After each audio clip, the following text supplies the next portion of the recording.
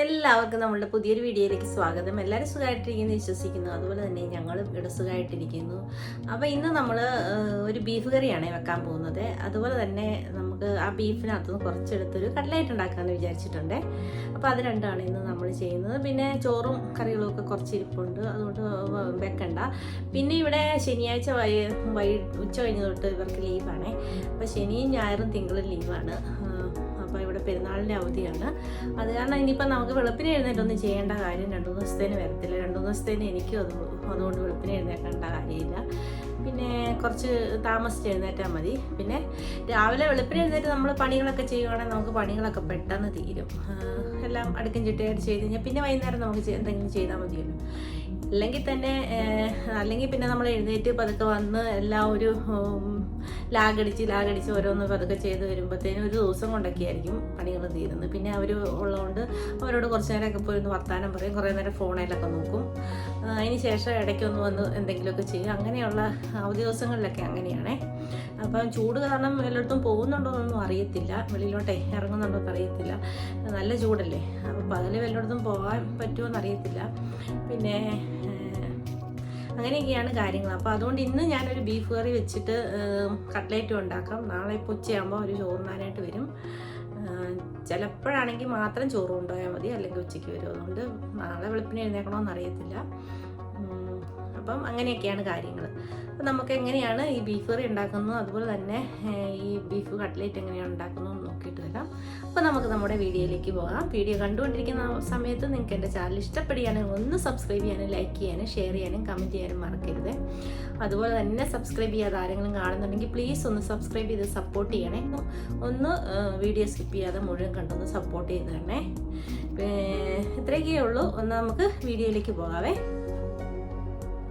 ഇപ്പം നമ്മൾ 1 കിലോ ബീഫാണ് വാങ്ങിച്ചിരിക്കുന്നത്. അത് നന്നായിട്ട് കഴുകി എടുത്തിട്ടുണ്ട്. എല്ലുള്ള ബീഫാണ് എടുത്തിരിക്കുന്നത്. ഇനി ഇത് നമുക്ക് ഒരു കുക്കറിനകത്തോട്ട് ഇട്ട് കൊടുക്കാവേ. അപ്പോൾ ഞാനൊരു കുക്കർ എടുത്ത് വെച്ചിട്ടുണ്ട്. അതിലേക്ക് ബീഫ് മുഴുവൻ ഇട്ട് കൊടുക്കുവാണ്. അതിന് ശേഷം നമ്മളിതിലേക്ക് ഇട്ട് കൊടുക്കാൻ പോകുന്നത് ഇഞ്ചിയും വെളുത്തുള്ളിയും കുരുമുളകും കൂടെ ഞാൻ ചതച്ച് വെച്ചിട്ടുണ്ട്. അതാണിപ്പം ഇതിലേക്ക് ഇട്ട് കൊടുക്കാൻ പോകുന്നത്. അതിട്ട് കൊടുത്തതിന് ശേഷം നമുക്ക് ഇതിലേക്ക് ആവശ്യത്തിനുള്ള ഉപ്പും കൂടെ ചേർത്ത് കൊടുക്കാം. ഉപ്പും കൂടെ ചേർത്ത് കൊടുത്തിട്ട് പിന്നെ നമുക്ക് ഇതിലേക്ക് ഇട്ട് കൊടുക്കേണ്ടത് പെരിഞ്ജീരകത്തിൻ്റെ പൊടിയാണ്. അതൊരു 1 ടീസ്പൂണോളം ഇട്ട് കൊടുക്കുന്നുണ്ട്. അതും കൂടെ ഇട്ട് കൊടുത്തിട്ട് ഇനി കൈ ഉപയോഗിച്ച് നന്നായിട്ട് നമുക്കിന്ന് ഇളക്കി കൊടുക്കാം. എല്ലാ ഭാഗത്തും ഇതെല്ലാം ചെല്ലുന്ന രീതിയിൽ നന്നായിട്ടൊന്ന് മിക്സ് ചെയ്തെടുക്കണം. പിന്നെ ഓരോ സ്ഥലത്തും കിട്ടുന്ന ബീഫിൻ്റെ വേവനുസരിച്ച് വേണം നമ്മൾ ബീഫ് വിസിലടിപ്പിച്ചെടുക്കാനായിട്ട്. ഇവിടെ കിട്ടുന്ന ബീഫിന് പല സമയത്തും പല വേവാണേ. അപ്പോൾ ഞാനിതൊരു 6 വിസിലടിപ്പിച്ചെടുത്തിട്ട് പിന്നെ തുറന്ന് നോക്കിയിട്ട് വേണം നമുക്ക് വെന്തിട്ടില്ലെങ്കിൽ ഒരു 2 വിസിലൂടെ അടുപ്പിച്ചെടുത്താൽ മതിയല്ലോ. ഞാനിത് കറക്റ്റ് 6 വിസിലടിപ്പിച്ചെടുത്തപ്പോഴത്തേന് ഇത് നന്നായിട്ട് ഒന്ന് വെന്ത് കിട്ടിയിട്ടുണ്ടേ. അപ്പോൾ നമ്മുടെ ബീഫ് വെന്ത് വന്നിട്ടുണ്ട്. ഇനി നമുക്കിതിൽ നിന്ന് കുറച്ചെടുത്ത് നമുക്ക് കട്ട്ലേറ്റിന് ഒന്ന് ചോപ്പ് ചെയ്തെടുക്കാം. ബാക്കി നമുക്കിത് കറി വെക്കാനാവേ. അപ്പം നമ്മളിതേ ഒരു 3 സവോള എടുത്തിട്ടുണ്ട്. ഒരു ചെറിയ ഇടത്തരം വലിപ്പമുള്ള ഒരു തക്കാളി എടുത്തിട്ടുണ്ട്. പിന്നെ ഒരു 2, 3, 4 പച്ചമുളക് എടുത്തിട്ടുണ്ട്. പിന്നെ കറിവേപ്പിലയും വേണം. അതുപോലെ തന്നെ നമ്മൾ ഇഞ്ചിയും കുരുമുളകും വെളുത്തുള്ളിയുടെയും പേസ്റ്റ് നമ്മൾ അതിനകത്ത് ഇട്ടിട്ടുണ്ടായിരുന്നേ. അപ്പോൾ അതിനിപ്പം ചേർത്ത് കൊടുക്കണം. ഇത്രയും സാധനം ഒന്ന് അരിഞ്ഞെടുത്താൽ മതി. അപ്പം ഇതൊന്ന് നമുക്ക് അരിഞ്ഞെടുക്കാവേ.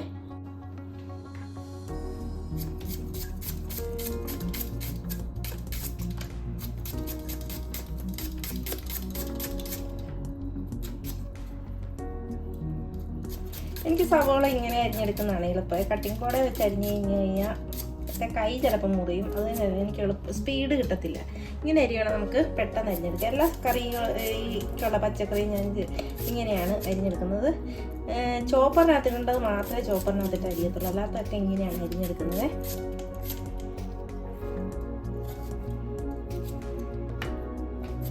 നേരത്തെ തൊട്ടുള്ള ശീലങ്ങളാണ് ഇതൊക്കെ പെട്ടെന്ന് മാറ്റാനായിട്ട് നോക്കിയാൽ പറ്റത്തില്ല നമുക്ക്. പിന്നെ അങ്ങനെയൊക്കെ അരിഞ്ഞെടുത്ത് വരണമെങ്കിൽ കുറേ സമയം എടുക്കും.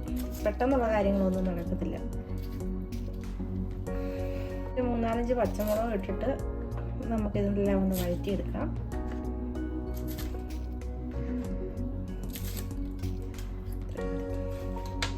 തക്കാളി നമുക്ക് പിന്നെ അരിഞ്ഞെടുക്കാം. ഇനി നമുക്ക് കറി വെക്കാനായിട്ട് ഞാനൊരു പാത്രം അടുപ്പത്ത് വെച്ച് കൊടുത്തിട്ടുണ്ട്. അതിലേക്ക് ആവശ്യത്തിനുള്ള വെളിച്ചെണ്ണ ചേർത്ത് കൊടുത്തിട്ടുണ്ട്. ഇനി വെളിച്ചെണ്ണയൊന്ന് ചൂടായി വന്ന സമയത്ത് നമ്മൾ ഇതിലേക്ക് കറിവേപ്പില ഇട്ട് കൊടുത്തിട്ടുണ്ട്. കറിവേപ്പില ഒന്ന് പൊട്ടി വരുന്ന സമയത്ത് നമുക്കിതിലേക്ക് സവോളയും പച്ചമുളകും അരിഞ്ഞതും കൂടെ ചേർത്ത് കൊടുക്കാം. നമ്മൾ വെളുത്തുള്ളി ഇഞ്ചിയൊന്നും ഇനി ഇതിലേക്ക് ചേർത്ത് കൊടുക്കുന്നില്ല, കാരണം നമ്മൾ അതിനകത്ത് ഇട്ട് കൊടുത്തിട്ടുണ്ടല്ലോ. അപ്പം അതുകൊണ്ട് ഞാൻ ഇതിനകത്ത് എക്സ്ട്രാ ഒന്നും ഇനി ചേർത്ത് കൊടുക്കുന്നില്ല.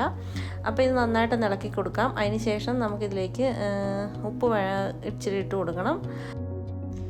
ഉപ്പ് ഞാനൊരു 1/4 ടീസ്പൂണേ ഇതിലേക്ക് ചേർത്ത് കൊടുക്കുന്നുള്ളൂ. കാരണം എന്തുവെന്ന് വെച്ചാൽ നമ്മൾ ബീഫ് വേവിച്ചപ്പോഴത്തേക്കും 1 ടീസ്പൂൺ ഉപ്പിട്ട് കൊടുത്തിട്ടുണ്ട്. ഇനി പോരായ്മ ഉണ്ടെങ്കിൽ മാത്രം നമ്മൾ ഇതിലേക്ക് ചേർത്ത് കൊടുത്താൽ മതി. അപ്പം നന്നായിട്ടൊന്ന് മിക്സ് ചെയ്ത് കൊടുക്കാം. അതിനുശേഷം നമ്മൾ ഇതിലേക്ക് പൊടികളാണ് ചേർത്ത് കൊടുക്കുന്നത്. വെളുത്തുള്ളി ഇഞ്ചിയൊക്കെ നമ്മൾ അതിനകത്ത് ചേർത്തിട്ടുള്ളതുകൊണ്ട് ഇതിനകത്ത് ചേർത്ത് കൊടുക്കുന്നില്ല.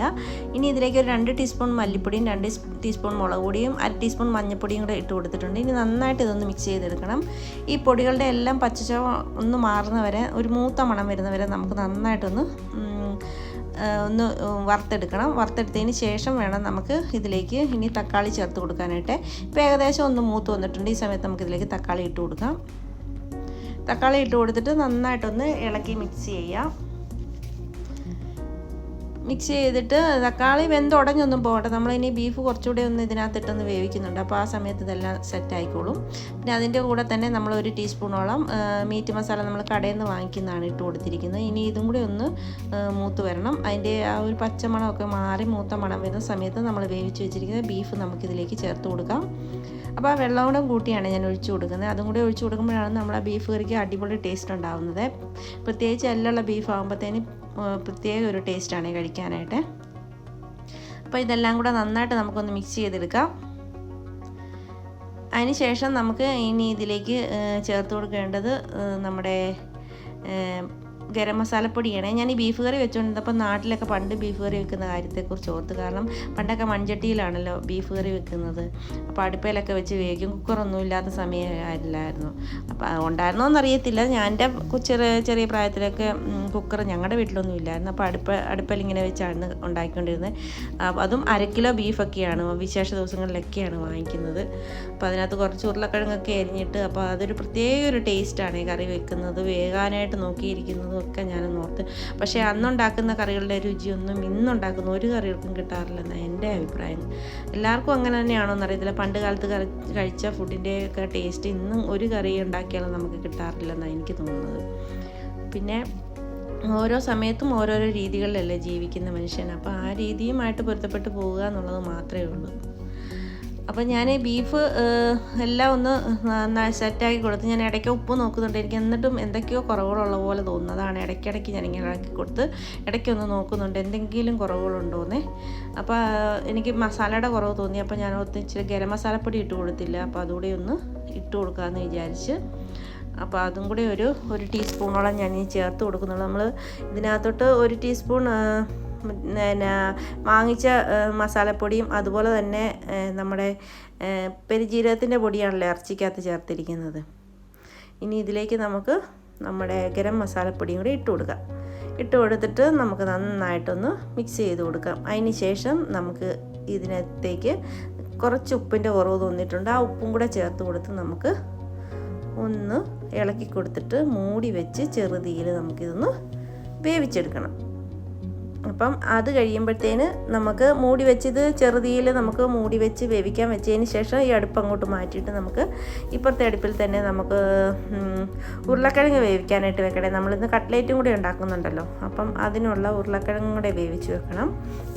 അതിനുശേഷം ഞാൻ മസാല ഉണ്ടാക്കുന്ന വീഡിയോ ഒന്നും എടുക്കുന്നില്ല, കാരണം ഒത്തിരി ലെങ്തായി പോകും വീഡിയോയ്ക്ക്. അത് കാരണം ഞാൻ ഉരുളക്കിഴങ്ങൊന്ന് പുഴുങ്ങാൻ കുക്കറിനകത്ത് വെച്ച് കൊടുത്തിട്ടുണ്ട്. അതിന് ശേഷം നമ്മൾ കട്ട്ലേറ്റിനുള്ള മസാലയൊക്കെ ഉണ്ടാക്കി വെച്ച് ഇപ്പോൾ വൈകുന്നേരം അവർ വരാറാകുന്ന സമയത്തേക്ക് ഉണ്ടാക്കിയെടുത്താൽ മതിയല്ലോ. അപ്പം ഇത്രയൊക്കെയാണ് എൻ്റെ ഇന്നത്തെ വിശേഷങ്ങൾ. വീഡിയോ ഇഷ്ടപ്പെട്ടാൽ ലൈക്ക് ചെയ്യാനും ഷെയർ ചെയ്യാനും സബ്സ്ക്രൈബ് ചെയ്യാനും മറന്നു പോയത്. പ്ലീസ് നിങ്ങളുടെ എല്ലാവരും സപ്പോർട്ട് വേണം കേട്ടോ. അപ്പം നമ്മുടെ കട്ട്ലേറ്റ് ഉണ്ടാക്കുന്നതൊന്നും ഞാൻ എടുക്കുന്നില്ല.